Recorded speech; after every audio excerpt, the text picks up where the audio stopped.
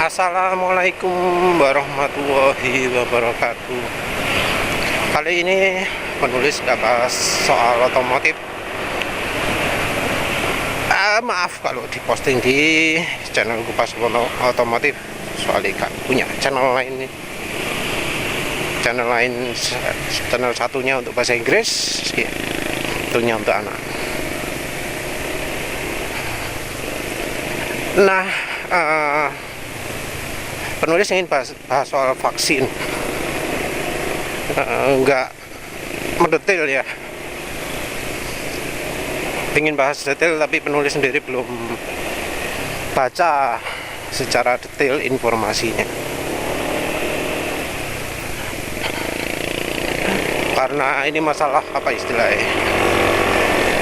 yang kritikal ya. Penulis nggak pakai sumber dari media lokal, nggak cari sumber dari media, nggak cari sumber dari omongan dokter, nggak cari sumber dari pernyataan pemerintah.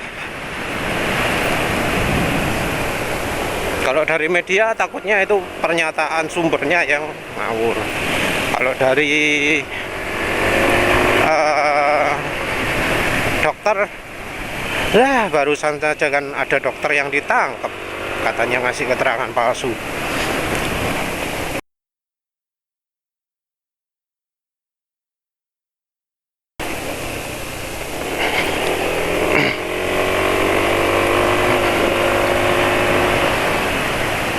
Itu kebanyakan hubungannya dengan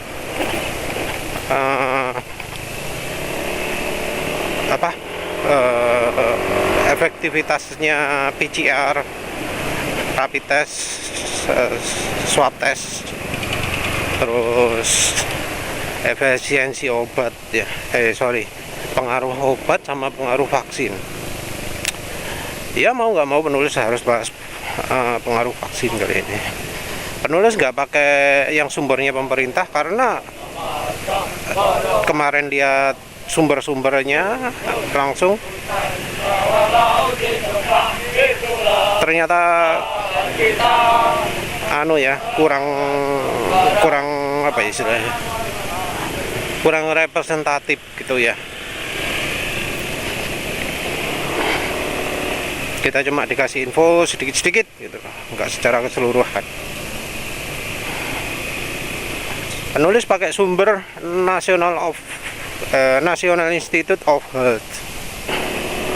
National Institute of Health itu sumbernya Amerika. Kalau yang penganutnya konspirasi teori menganggap kalau yang sumbernya di NIH itu bohong semua.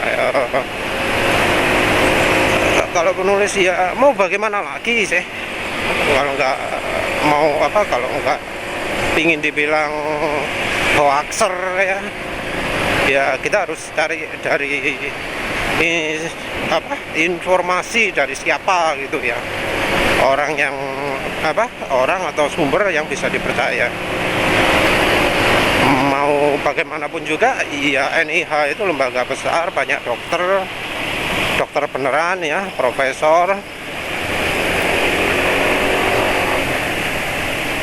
Dokternya dokter medis maksudnya ya, bukan dokter gelar.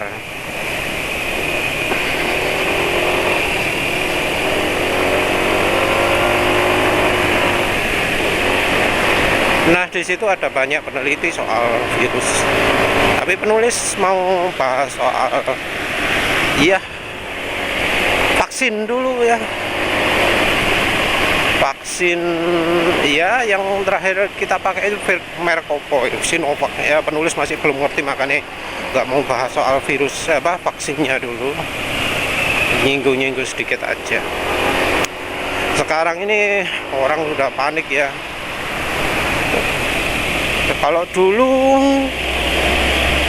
mau transportasi harus ada swab testnya, harus ada rapid testnya.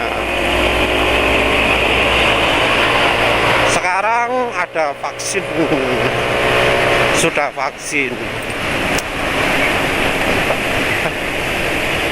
Di tempat-tempat kerja sekarang sudah ada keharusan harus vaksin dulu.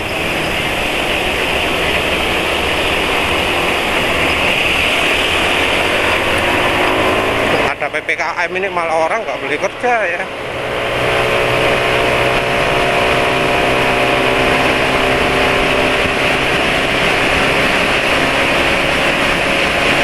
Nah, yang penulis pertanyakan itu adalah kebijakan vaksinasi ini.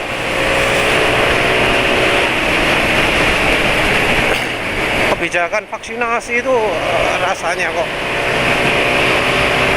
agak apa ya, agak kurang tepat sasaran gitu.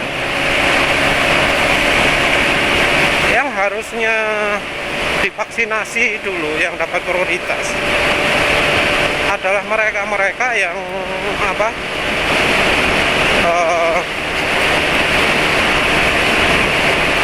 sering apa namanya, sering mondar-mandir, yang sering kumpul-kumpul orang lain, yang sering apa kemana-mana.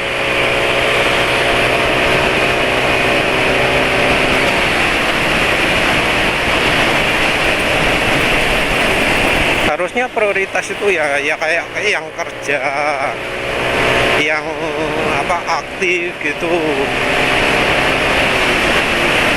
Kalau yang apa selama ini di rumah, selama ini nggak pernah kemana-mana, itu rasanya ya prioritasnya lebih rendah ya.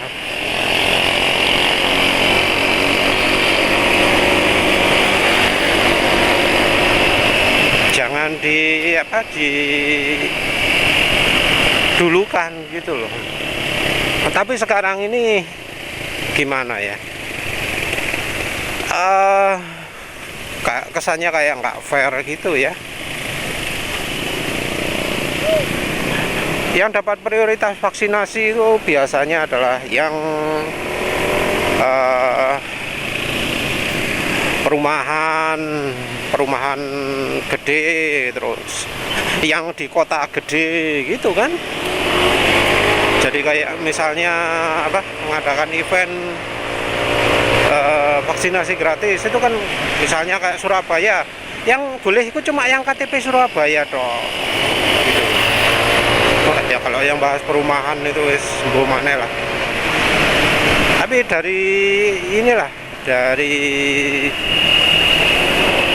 kayak kota-kota besar inilah, kan ini sekarang diblokir ya, pernah beberapa kali diblokir, pulangnya jalannya sepi banget yang dari Surabaya.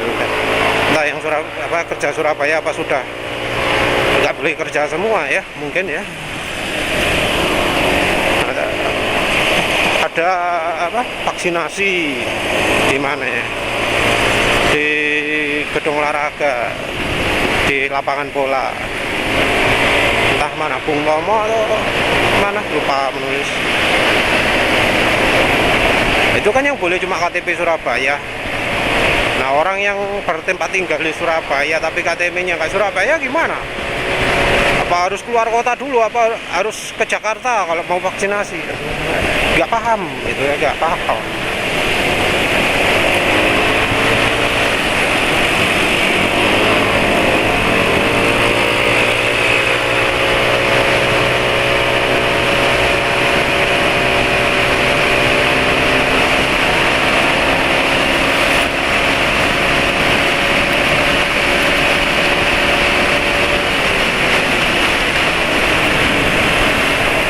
Terus ya kesannya sekarang vaksinasi itu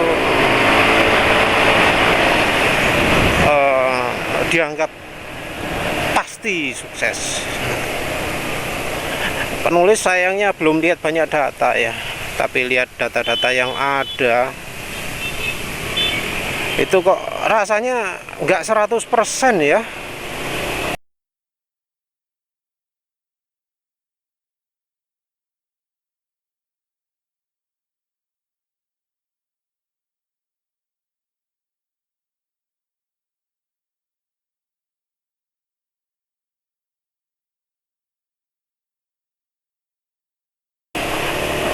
kekebalannya itu. Dan kalau nggak salah Sinovac itu termasuk yang rendah. Nantilah penulis sertakan datanya ya. Walau penulis sempat baca sekilas itu ada yang ngomong Sinovac lebih baik, Sinovac itu yang terbaik. Pembandingnya cuma satu sih ya, merek opo ya, agar-agar tahu po itu bolali.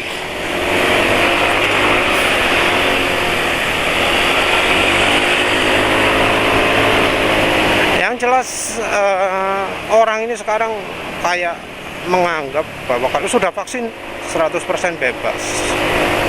Yang pertama, vaksinnya merek apa dulu. Yang kedua adalah itu vaksin 100% itu kapan gitu loh. Soalnya kan ada beberapa vaksin yang membutuhkan lebih dari satu kali. Lebih dari satu kali.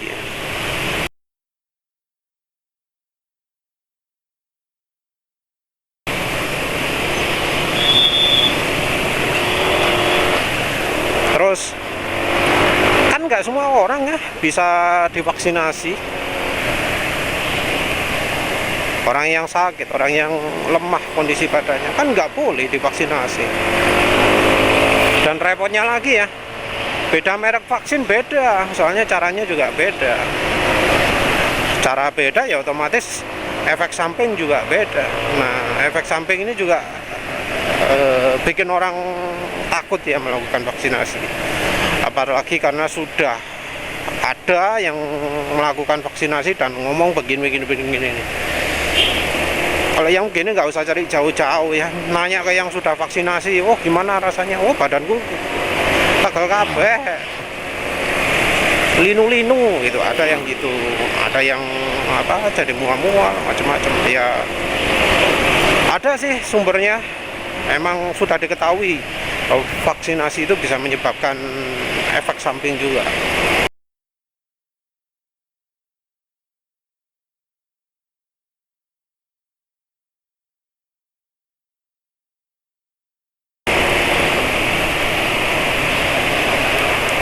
Nah, ini ngomong yang penyakitnya lain. Nah, bagaimana kalau yang sudah yang sedang menderita COVID ya, entah kariernya atau yang sudah sakit beneran. Apa yang lagi sakit COVID ini perlu divaksinasi juga? Apa yang terjadi kalau orang yang penderita tapi belum mengalami gejala ya? Apa yang terjadi kalau mereka divaksinasi? Jadi makin memberatkan. Nah ini loh, ada kelemahan lain dari proses vaksinasi kita. Yang melakukan vaksinasi kok rasanya nggak di rapid test dulu ya.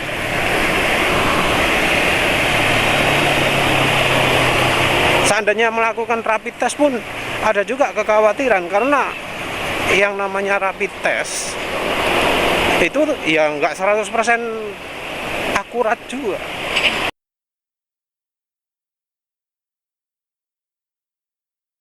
Ada yang namanya false positif, ada yang namanya false negatif. Orang harusnya mengandung virus corona tapi nggak kedeteksi.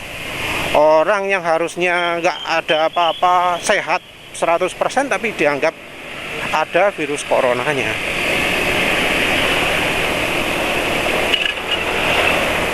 Nah ini yang menambah kekhawatiran lagi. Apalagi ya ketika ada orang sudah melakukan vaksinasi tapi masih kena. Nah ini di kantor penulis ada contohnya ya.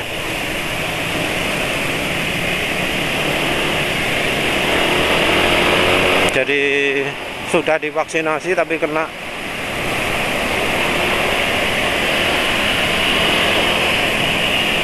Mau gimana itu? Iya tapi vaksinasi itu kan harusnya beberapa kali ya. Entah mengapa kok rasanya orang sekarang ini kalau sudah vaksinasi sekali merasa wah aku sudah vaksinasi, wes gak bakal ketularan. Masker dibuka, sembarang dibuka. Ya sayangnya ya public figure juga memberi contoh yang jelek gitu. Ya baik ya, apa wis kita apa soal perlu vaksin atau enggak, ya komplikasi seperti itu tadi lah yang membuat apa ya, vaksinasi itu jadi kurang pas. Mungkin vaksin itu bisa mencegah, tapi dari pelaksanaannya, dari cara melakukannya jadi bikin sumber penyebaran lagi. Ya masa vaksinasi bisa satu gor gitu penuh ya.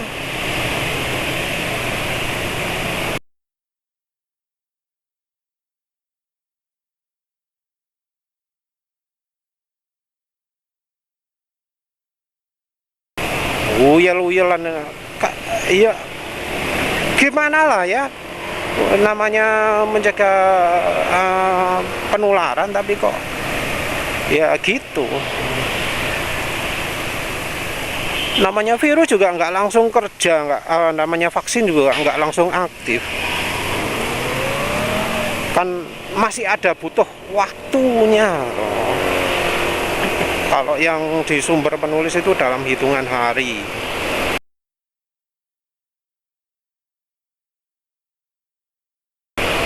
Berapa hari kekebalannya segini. Nggak ada yang 100% ya, nggak ada. Nggak ada yang nulis 100%.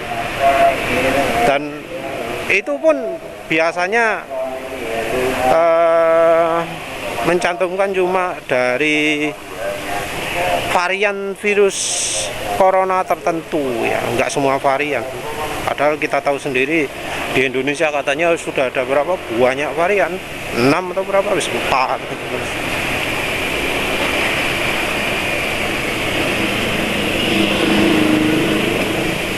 Ya penulis bahas gini nih, yang pertama soal ada cegatan. Ada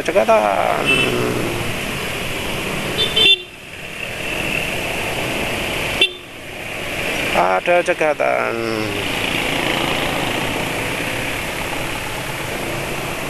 Tuh, operasi bersama, cegatan.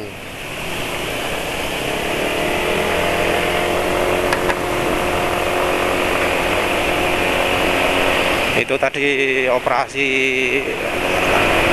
blocking ya, Surabaya ditutup total.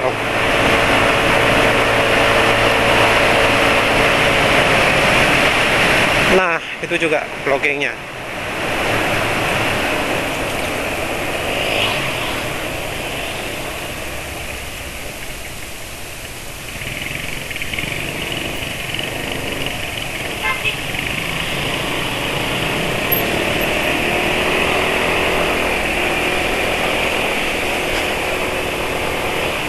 Nggak gitu ya karantina ya. Penulis pengen bahas soal ini itu karena kemarin ya kebetulan pengen bahas soal virus, tadi sudah baca-baca sumbernya dari NIH gitu ya. Tapi kebetulan kemarin ada yang tanya virus apa soal zapernya penulis. Jadi penulis kan buat Stinggo Zaper, pernah penulis singgung sebelumnya. Jadi Mas Akbar ini ngomong protes karena banyak yang sekedar teori gitu loh. Harusnya orang yang jual zaper segala macam zaper ini terus nggak usah mikir izin lah sekarang, nggak usah takut sama polisi, jual aja, tapi jualnya kok cuma 1, 2 gitu ya, cuma 1 gitu katanya. Waktu dia pingin beli zaper kok nggak ada yang jualan, karena waktu itu dia ada yang sedang sakit corona ya. Terus terang penulis sendiri nggak pede ya jualan Stinggo Zaper pun, karena ada yang minta dari offline lah, offline, online sih, tapi lewat tempat lain. Nah, diskusi, Mas, aku nggak punya waktu nih untuk buat gini, Mas, tolong buatkan po. Lihat, soalnya dia lihat stenografernya penulis kok sudah ready, sudah apa, ada tempat baterai, tinggal pakai.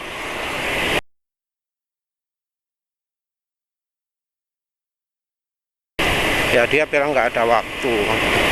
Ya karena memang buatnya agak akal-akalan juga ya.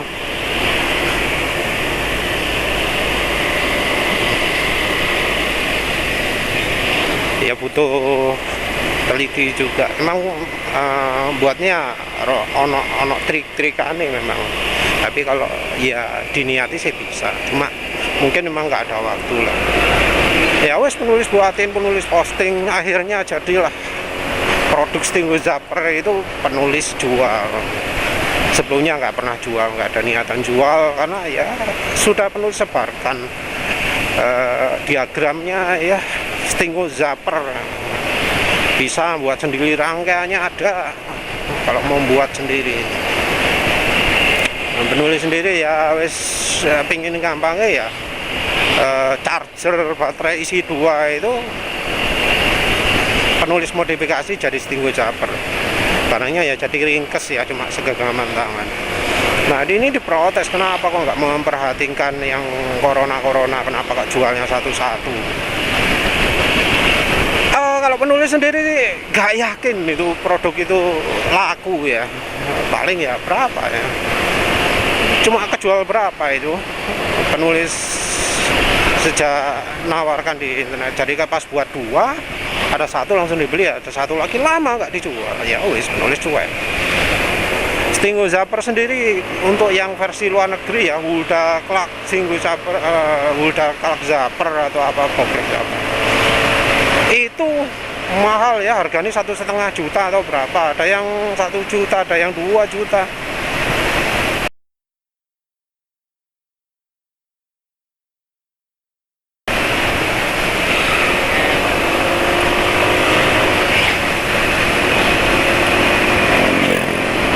Ya apa ya, agak repot ya, barang-barang itu kan langka, kalau impor dari luar negeri kan mahal, apalagi yang butuh sedikit. Dan satu lagi, penulis sendiri nggak nulis di deskripsinya bahwa itu bisa menyembuhkan corona, nggak wani ngeklaim gitu. Karena apa ya, penulis sendiri nggak mengalami corona. 2, terus kayak gitu itu kan butuh bukti. Masalahnya ya yang dianggap kena corona itu bisa aja sakit lain toh ya. Yang jelas stenografer itu udah penulis pakai sendiri, udah penulis buktikan bisa menyembuhkan batuk, pilek, demam. Walau kalau pilek lama ya, penulis nggak ngandalkan stenografer. Walau penulis punya stenografer, penulis itu jarang banget pakai stenografer. Keluarga penulis pun jarang pakai stenografer. Baru kalau sudah panasnya tinggi banget, baru kalau batuknya parah banget sampai nggak bisa tidur, sampai nggak bisa makan, baru kasih stenografer. Ya karena penulis merasa ya kekebalan harus dibangun ya. Tapi kalau sudah kadung lemah pol, nggak bisa melawan ya baru dikasih. Sembuhnya itu biasanya panasnya dulu yang reda. Tapi kalau pilot serat wis iso suwi ya. Jadi penulis sendiri nggak yakin, nggak berani ngeklaim lah stenografer itu bisa menyembuhkan corona. Kalau batuk pilek, entah bentuk batuk apapun, entah pilek bentuk apapun ya, pilek gara-gara apa, ketularan obat apa atau apa, iya cukup ampuh lah, paling nggak bisa bikin tidur nyenyak walau serat.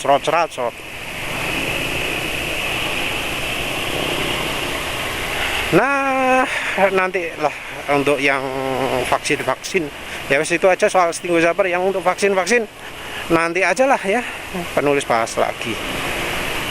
Sudah gitu aja, terima kasih udah menonton. Assalamualaikum warahmatullahi wabarakatuh.